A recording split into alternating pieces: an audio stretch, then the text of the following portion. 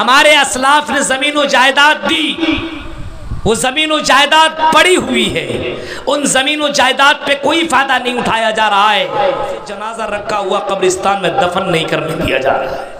ارے یہ وقف کی زمین ہے، اب اس کے اوپر ہمارا قبضہ معاملہ نہیں ہوگا، ہم یہاں پہ دفنانے نہیں دیں گے۔ اب ایک جنازہ سامنے رکھا ہوا 3 دنوں سے رکھا ہوا ہے، اب تصور کیجئے میرے بھائیوں حالات کتنے برے ہو چکے ہیں۔ مسلمان اپنی معاملے میں ہمیں بولنے کی اجازت نہیں ہے کیا؟ سانسد میں جب عمران پرتاپ گڑھی بول سکتا ہے، اقرا حسن بول سکتی ہے، اسد الدین اویسی صاحب بول سکتے ہیں، اور دیگر ہمارے غیر مسلم لیڈران بھی بول سکتے ہیں، مسلمانوں کی زبان سے ایک جملہ نہیں نکل رہا ہے۔ بڑے بڑے ذمہ داران کہاں گئے؟ لیٹر پیڈ پہ لکھنے والوں، اللہ کی یہاں کیا ذمہ داری کے بارے میں اللہ پوچھے گا؟ اور آخر میں فرمایا فَكُلُّكُمْ رَاعٍ وَكُلُّكُمْ مَسْئُولٌ عَنْ رَعِيَّتِهِ، ہر کوئی ذمہ دار ہے اور ہر کسی سے اس کے ذمہ داری کے بارے میں اللہ کو جواب دینا پڑے گا۔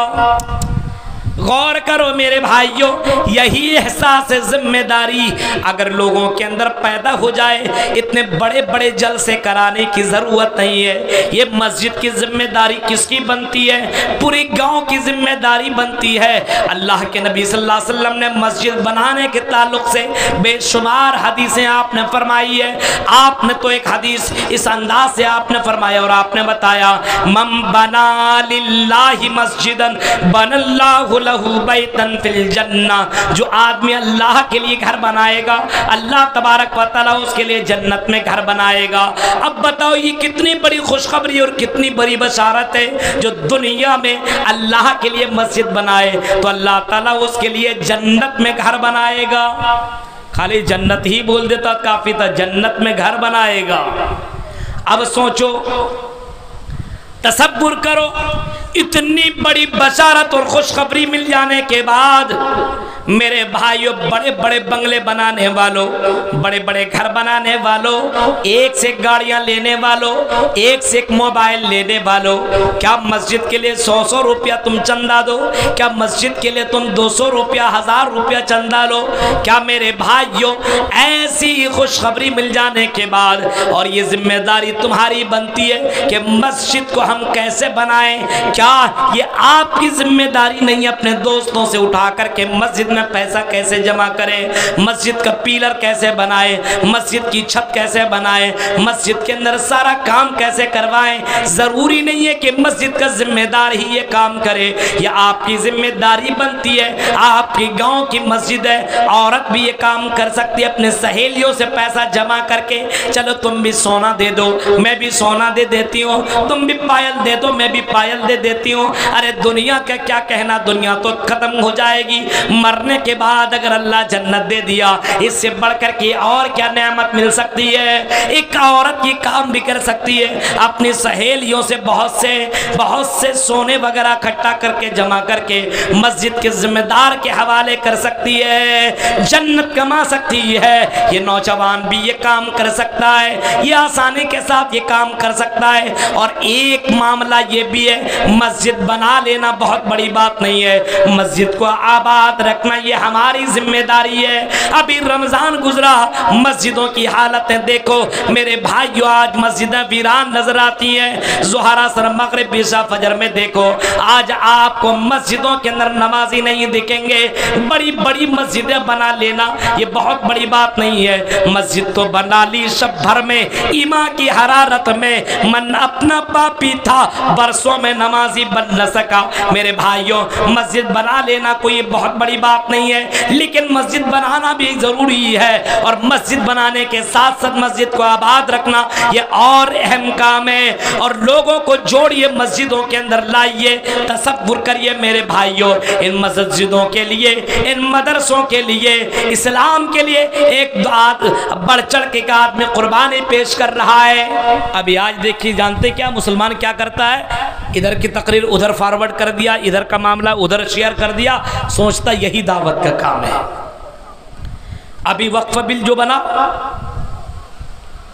معاملہ کتنا گمبھیر ہو چکا ہے، جو ہمارے اسلاف نے ہمارے اسلاف نے جو زمین و جائیداد مسلمانوں کو دی ہے، قبرستان بنائیں گے، مسجدیں بنائیں گے، مدرسے بنائیں گے، وقف کر دیا، اس کے اوپر کوئی اور قبضہ کر رہا ہے۔ آپ کا مکان ہے اور آپ کے مکان میں ہم قابض ہو رہے اور آپ کو کوئی پرابلم نہیں ہو رہا ہے۔ دیکھ رہے ہیں آپ مسلمان کتنا سوچ چکا ہے، سوچئے، غور کیجئے۔ اور یہاں پہ کچھ غلطیاں اپنی بھی ہے۔ ہمارے اسلاف نے زمین و جائیداد دی، وہ زمین و جائیداد پڑی ہوئی ہے، ان زمین و جائیداد پہ کوئی فائدہ نہیں اٹھایا جا رہا ہے۔ یہ مسجدیں جیسے بن رہی ہے، ابھی ایک مسجد بابری مسجد کے اوپر معاملہ یہ وہ دس دیٹ، میرے بھائیو اس مسجد کے معاملے میں آدمی بات کرے گا، اپنے گاؤں کی مسجد کو آباد کون کرے گا میرے بھائی؟ یہ ذمہ داری نہیں ہے، مسجد کی ذمہ داری ہماری نہیں بنتی ہے۔ وقف بل کے معاملے میں ہمیں بولنے کی اجازت نہیں ہے کیا؟ سانسد میں جب عمران پرتاپ گڑھی بول سکتا ہے، اقرا حسن بول سکتی ہے، اسد الدین اویسی صاحب بول سکتے ہیں، اور دیگر ہمارے غیر مسلم لیڈران بھی بول سکتے ہیں، مسلمانوں کی زبان سے ایک جملہ نہیں نکل رہا ہے۔ بڑے بڑے ذمہ داران کہاں گئے؟ لیٹر پیڈ پہ لکھنے والوں، اللہ کے یہاں کیا جواب دو گے؟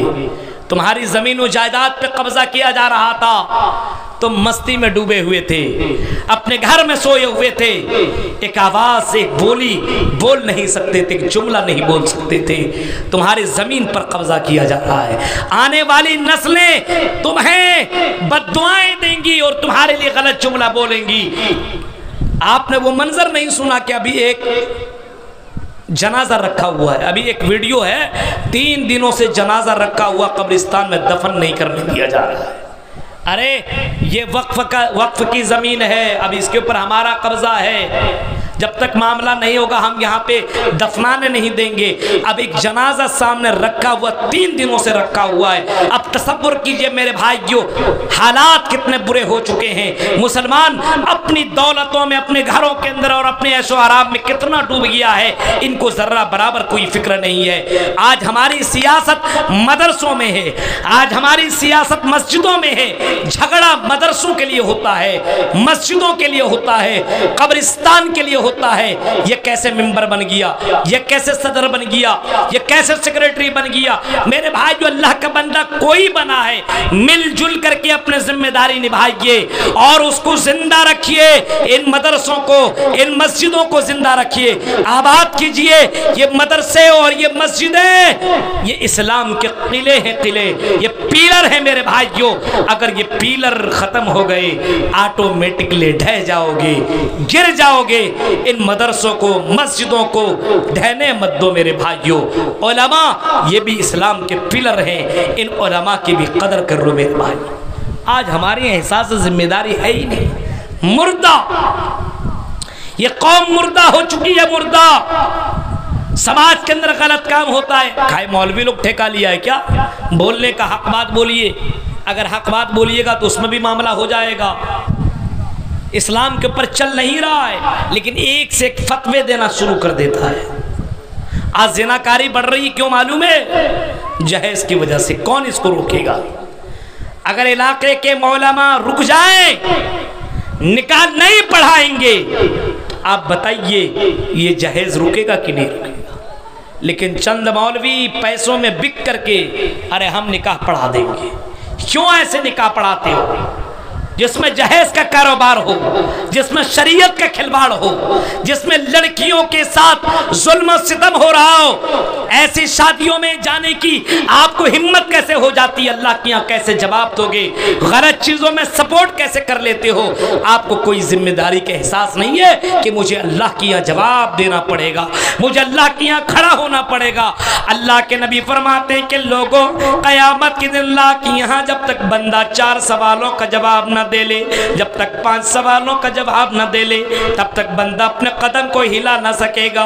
عن عمرہ فیما افنا، ان کی عمر کے بارے میں، زندگی کے بارے میں اللہ پوچھے گا۔ तुमने अपनी उम्र कहाँ गुजारी, कैसे गुजारी, बोलो। वअन शबाबिही फीमा बला, उसकी जिंदगी के बारे में, जवानी के बारे में अल्लाह पूछेगा, आए मेरे बंदे तूने अपनी जवानी कहाँ गुजारी ये भी तो बताओ। वो मालिही मिन ऐन इक्तसब, आए मेरे बंदे तूने माल कहाँ से कमाया ये भी बताओ, और माल कहाँ पे खर्च किया ये भी बताओ। और आगे एक जुमला ये आता है कि तुमने क्या जो इल्म सीखा उसके ऊपर कितना अमल किया ये भी तुम बताओ। इन सवालों का जवाब तुम्हें क्या कभी कभी कोसता नहीं है, कभी कभी तुम्हें जिम्मेदारी का एहसास नहीं होता है कि अल्लाह की यहाँ मुझे जवाब देना पड़ेगा हमारी अपनी ज़िंदगी के बारे में, जवानी के बारे में, अपने माल के बारे में, अपने जो हमने उलमा से तकरीरें सुनी और इनके ऊपर हमने कितना अमल किया इसके बारे में अल्लाह को जवाब देना पड़ेगा। वक़िफ़ूहुम इन्नहुम मसूलून, फरमाया लोगों को रोक दिया जाएगा और कहा जाएगा इनसे सवाल किया जाएगा। अल्लाह के नबी को इसी का तो एहसास था और अल्लाह के नबी अक्सर अपनी दुआओं में ये दुआ मांगा करते थे, अल्लाहुम्मा हासिबनी हिसाबन यसीरा, आए अल्लाह तुम मेरा हिसाब आसान कर दे, आए अल्लाह मेरा हिसाब आसान कर दे। अल्लाह क़यामत के दिन तुमसे पूछ ले कि तुमने ये काम क्यों किया, कैसे किया, बताओ मेरे भाइयों क्या जवाब दे सकते हो।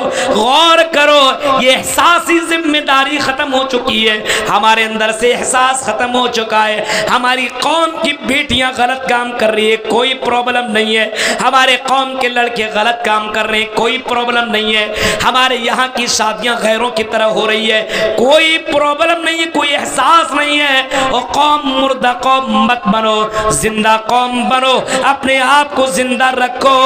जैसे मछली अगर मर जाए तो समंदर की या पानी का बहाव उसे बहा ले जाती है, पानी के अंदर वो मछली बह जाती है। मेरे भाइयों अगर तुम जिंदा रहो, मछली अगर जिंदा हो तो समंदर में और बहती पानी में अपना जगह बना लेती है और रास्ता बना लेती है। और लोगों तुम जिंदा हो और जिंदा रहो और इस कौम को जिंदा करो, इस कौम को मुर्दा मत करो, इस कौम को जिंदा रखो और इस कौम के अंदर गलत काम हो रहे हैं उसको मना करो और कौम के अंदर इन तमाम रस्म और रवाज को ख़त्म करने की जिम्मेदारी आपकी बनती है।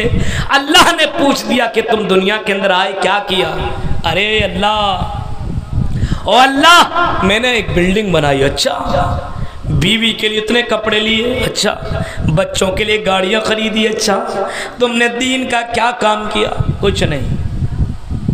कौन सा काम किया, कुछ नहीं। मस्जिद के लिए क्या किया, कुछ नहीं। मदरसों के लिए क्या किया, कुछ नहीं। मेरे भाइयों क्या अल्लाह ने इसी खाने पीने और दौड़ने भागने मकान बनाने के लिए पैदा किया है? नहीं नहीं, बिल्कुल नहीं। वमा खलक़तुल जिन्ना वल इंसा इल्ला लियअबुदून, फरमाया मेरे बंदो हमने तुम्हें अपनी इबादत के लिए पैदा किया है। इबादत ये मर्दों के लिए भी है, ये इबादत औरतों के लिए भी है, ये इबादत ये उलमा के लिए भी है, ये इबादत ये जाहिलों के लिए, कम जानने वालों के लिए भी है, ये इबादत सबके लिए है, सिर्फ मौलवियों के लिए इबादत नहीं है। मेरे भाइयों सभी के लिए इबादत है। इसी इबादत के लिए तो अल्लाह ताला ने हमें और आपको पैदा किया है। जिम्मेदारी है। आपका बेटा नमाज नहीं पढ़ता, आपको एहसास है? आपकी बीवी नमाज नहीं पढ़ती, आपको एहसास है? औरतों और लड़कियों घरों को खूबसूरत बनाने वाली हो, अपने आप को खूबसूरत बनाने वाली हो, कई कई तरीके से मेकअप करने वाली हो, सुनो क्या तुमको एहसास है तुम्हारा शौहर नमाज नहीं पढ़ता है? क्या तुम्हें एहसास है कि मैं अपने शौहर को नमाजी बना दूं? एक औरत चाहे तो कुछ भी कर सकती है, कुछ भी कर सकती है। औरत के अंदर बहुत पावर है, लेकिन औरतों को कभी कभी हक बात बोलिए तो मानेगी ही नहीं। मर्द हजरात जो गड़बड़ तरीके से इधर उधर रास्ते भटक जाते हैं, इसमें औरत का भी बहुत बड़ा कसूर है और बुरा ना माने। कई मर्द ऐसे हैं जो अपनी बीवी को छोड़ करके गैर की तरफ नजर करते हैं, हालांकि ये भी गलत है, ये भी जिना है, ये भी गलत है। लेकिन आपका शौहर दूसरी औरत को देखता क्यों है? आपको एहसास है इस बात का? आपका शौहर घर में आता है, आप अपने शौहर से प्यार से बातें नहीं करती हो? اپنے شوہر کو پیار سے کھلاتی نہیں ہو، اپنے شوہر کی ذمہ داری نبھاتی نہیں ہو، آپ کا شوہر لا کر کے جو چیزیں دیتا ہے وہ کپڑے اور وہ ساری چیزیں پہن کر کے بھی شوہر کے سامنے بن سور کر کے جاتی نہیں ہو، اب جب شوہر نہ ہو تو کسی اور کے لیے سجتی ہو۔ ان کو اگر ابھی علاقے میں جھارکھنڈ بہار کے اندر بھی شادیوں کا سسٹم ہے، ابھی تہوار ہی چل رہا ہے شادی کا، دیکھیے ایک دلہن بنتی ہے لیکن کئی دلہنیاں بن کر کے جاتی ہیں، اتنے میک اپ مت پوچھیے۔ اب بتائیے جو شوہر لایا اس کے لیے سجنا چاہیے کہ کسی اور کے لیے، لیکن عورتیں یہ کام دوسروں کے لیے کر رہی ہے۔ اب بتائیے آپ اپنے شوہر کے لیے کام کرنا چاہیے، اب آپ کا شوہر اگر کسی غیر لڑکی کی طرف دیکھ رہا ہے تو آپ اس کے اندر سب سے بڑے گنہگار ہیں۔ اپنے شوہر کے سامنے اچھے بن کر کے جائیے، پوچھئے میں کیسی لگ رہی ہوں، آپ کو کون سا ڈریس پسند ہے، آپ کو کیسا کھانا پسند ہے، میں کس طریقے سے رہوں کہ آپ مجھ سے خوش ہوں۔ یہاں یہ بھی نہیں کریں گی، اور اگر کبھی کسی مولوی کی تقریر سن کر کے اگر شوہر کسی وجہ سے اگر بول دیا کہ دوسری شادی کروں گا تو سمجھ لیجیے ایک ہفتہ تک کھانا نہیں دے گی۔ اگر کسی شوہر نے کہہ دیا شریعت پہ عمل کروں گا دوسری شادی کروں گا، تم میرا خیال نہیں کرتی ہو، تب گھر کے اندر جھگڑے شروع۔ عورتوں کو بھی سمجھنا چاہیے اسلام کو، آپ کے شوہر کو مومن بنانا اور اسلام کے اوپر چلانا یہ آپ کی ذمہ داری ہے۔ پہلے کی عورتیں اپنے شوہر کو میدان جنگ کے لیے تیار کیا کرتی تھی اور باقاعدہ تلوار نیزے وہ ساری چیزیں دے کر کے میدان جہاد کے لیے بھیج دیا کرتی تھی۔ وہ مائیں کیسی تھی جو اپنے بچوں کو میدان جنگ کے لیے بھیج دیا کرتی تھی، اور ایک ایک نہیں چار چار۔ خنسا کا وہ منظر، خنسا ایک عورت کا نام ہے نا، خنسا، جنگ قادسیہ کا وہ منظر پڑھیے، تاریخ کی کتابوں کو پڑھیے۔ اس عورت نے اپنے چار چار بیٹوں کو تیار کیا اور میدان جنگ کے لیے بھیج دیا۔ آپ اپنے بیٹوں کو لیے مسجد کے لیے بھیج سکتے ہیں تیار کر کے، مدرسوں کے لیے نہیں بھیج سکتے تیار کر کے۔ اپنے شوہر کو جمعے کے دن پہلے بلا کر کے تیار کر کے مسجد کے لیے نہیں بھیج سکتے۔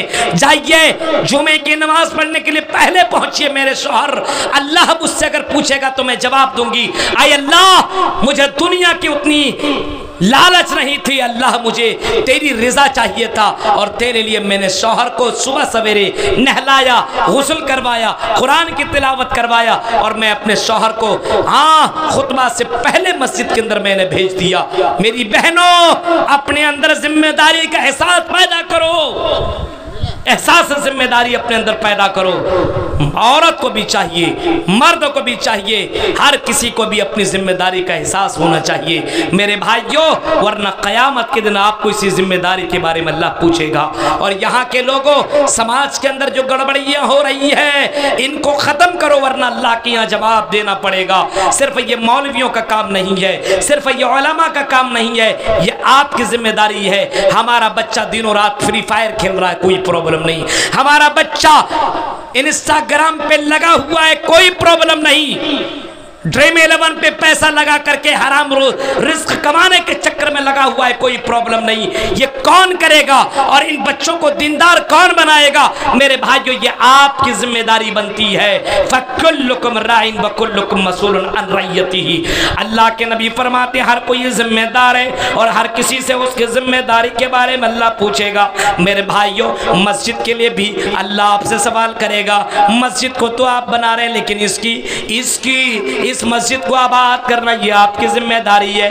آذان ہو تو آپ نماز پڑھنے کے لیے نکلو، اپنے دوستوں کو فرینڈوں کو لے کر کے مسجدوں کے لیے نکلا کرو۔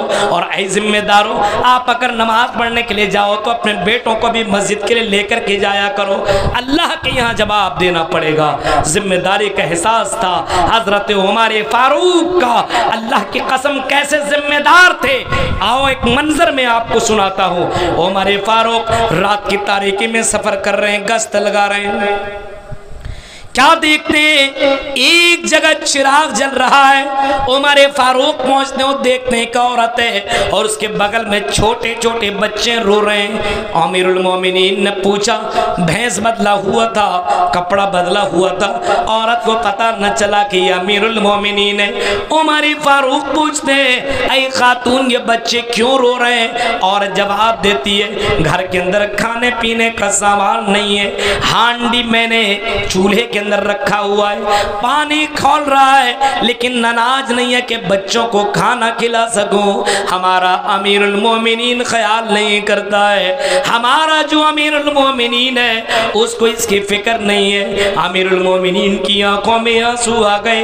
अमीरुल मोमिनीन उठते हैं और घर जाते हैं और बैतुल माल से वो बहुत सारा सामान ले लेते हैं। उनका गुलाम है असलम। असलम कहते हैं, अमीरुल मोमिनीन मैं आपका खादिम हूँ, गुलाम हूँ, आप ये सामान, ये बोरी मुझे दे दीजिए, आप अपने कंधे में मत ला दिए, आप अमीरुल मोमिनीन है, अच्छा नहीं लग रहा है और ये हमारी जिम्मेदारी है, ये हम अपने कंधे में लेकर के जा रहे हैं। अमीरुल मोमिनीन कहते हैं, असलम ये जो मैं अपने कंधे पर बोरी रखा हुआ हूँ, ये आटा का बोरी है, ये चावल का बोरी है, ये राशन का सामान है, ये जो मैं लेकर के जा रहा हूँ ये मेरी जिम्मेदारी है। अगर तुम आज मेरा बोझ उठाओगे तो बताओ कयामत के दिन क्या तुम मेरा बोझ उठाओगे? ये गुलाम, ये असलम कहने लगा, अल्लाह आई अमीरुल मोमिनीन कयामत के दिन में आपका बोझ नहीं उठा सकता हूँ। अमीरुल मोमिनीन ने अपने गुलाम को लिया, निकल गए, उस औरत के पास पहुँचते हैं और औरत से कहते हैं कि लीजिए ये चावल है, ये आटा है, ये राशन है, खाना पकाइए, अपने बच्चों को खाना खिलाइए। औरत चीख करके कहती है, आई अजनबी, काश कि आप अमीरुल मोमिनीन की जगह होते, अमीरुल मोमिनीन आप होते तो कितना अच्छा होता। ये अमीरुल मोमिनीन की दुहाई दे रहे हैं कि आप अमीरुल मोमिनीन बन जाते तो कितना अच्छा होता। उसको नहीं मालूम कि जिसने ये सारा गल्ला लाया है अपने पीठ में बोझ लेकर के आया है, ये कोई और नहीं, यही तो अमीरुल मोमिनीन है। इनको जिम्मेदारी का एहसास था। रोता हुआ अपने कौम की औरत को देखा, बच्चे को भूख के मारे रोते हुए पाया तो अमीरुल मोमिनीन ने अपने कांधे में लाद करके उनके घर में खाना पहुंचा दिया। मेरे भाइयों, ये एहसास जिम्मेदारी है कि अल्लाह के यहाँ जवाब देना पड़ेगा, वरना रात की तारीकी में कोई ऐसा अमीरुल मोमिनीन, कोई आदमी ऐसा जो सरदार हो इलाके का और 22 लाख मुरब्बा हुकूमत करने वाला इतना शानदार बादशाह, क्या ऐसा काम कभी कर सकता है? एहसास जिम्मेदारी की वजह से कदम उठाया था। मेरे भाइयों, हमें भी अपने अंदर एहसास पैदा करनी है। हमारा बच्चा गलत कर रहा है, हमें रोकना है। हमारी समाज की लड़कियां बहक रही है, उसे रोकने की जिम्मेदारी हमारी है। हमारी लड़कियां गलत रास्तों पे चल रही है, उसको सुधारने की जिम्मेदारी हमारी है। हमारी मस्जिदें वीरान है, उसको आबाद करने की जिम्मेदारी हमारी है। मदरसे हमारे वीरान है, मदरसों में बच्चों को पढ़ाने की जिम्मेदारी हमारी है। एहसास जिम्मेदारी अपने अंदर पैदा करो। कौम के गयूर मुसलमानों, भाइयों और बहनों, एक जिम्मेदार बनो, एक जिंदा कौम बनो, मुर्दा कौम बनने की जरूरत नहीं है। ये चंद अहम बातें थी जो मैंने आपके सामने रखी है, इस उम्मीद के साथ शायद को उतर जाए तेरे दिल में मेरी बात। रब्बुल आलमीन से दुआ है कि बारे अल्लाह, जो बातें बताई गई अल्लाह, इन बातों के पर कहने वाले को, सुनने वाले को, सुनाने वाले को, सबको अल्लाह अमल करने की पूरी पूरी तौफीक अता फरमा। अल्लाह मस्जिद के लिए जिन लोगों ने ताउन किया, अल्लाह उसके ताउन को कबूल फरमाए, और जिन लोगों ने अभी तक ताउन नहीं किया है, जो अभी तक महा कंजूस बने हुए हैं, अल्लाह उसको दिल खोल करके मस्जिद के लिए ताउन करने की तौफीक अता फरमाए। आमीन। व आखिर दावाना अल्हम्दुलिल्लाहि रब्बिल आलमीन। वस्सलामु अलैकुम व रहमतुल्लाहि व बरकातहू। अरे भाई गिर